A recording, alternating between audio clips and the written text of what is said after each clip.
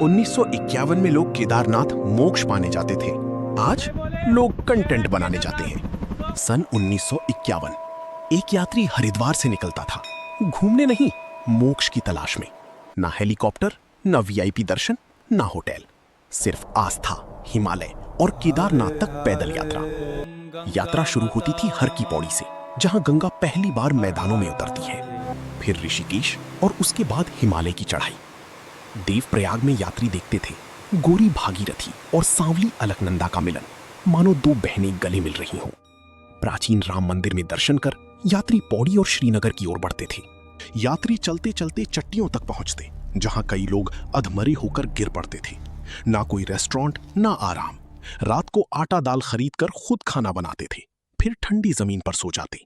लेकिन पूरे रास्ते गूंजता रहता राम नाम, हरि नाम। फिर आता था रुद्रप्रयाग, जहां अलकनंदा और मंदाकिनी मिलती हैं। लोग मानते थे यहीं से तपलोक खत्म होता है और देवलोक शुरू।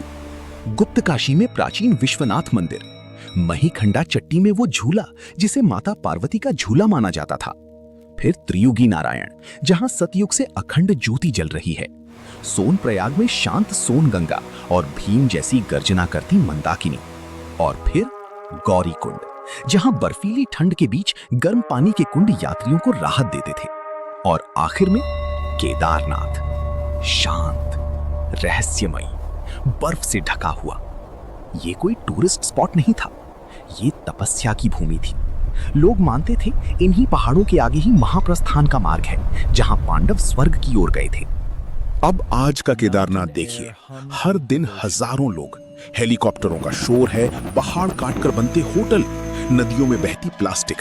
पुराने रास्ते अब भीड़, गंदगी, खच्चरों और कंक्रीट से भर चुके हैं।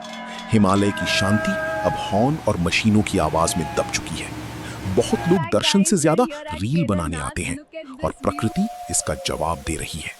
2013 की त्रासदी, बाढ़, भूस्खलन, हजारों मौतें, ये सिर्फ एक हादसा नहीं था, ये हिमालय की चेतावनी थी। 1951 के यात्री दर्द सहकर चलते थे, लेकिन पहाड़ों को वैसा ही छोड़ जाते थे।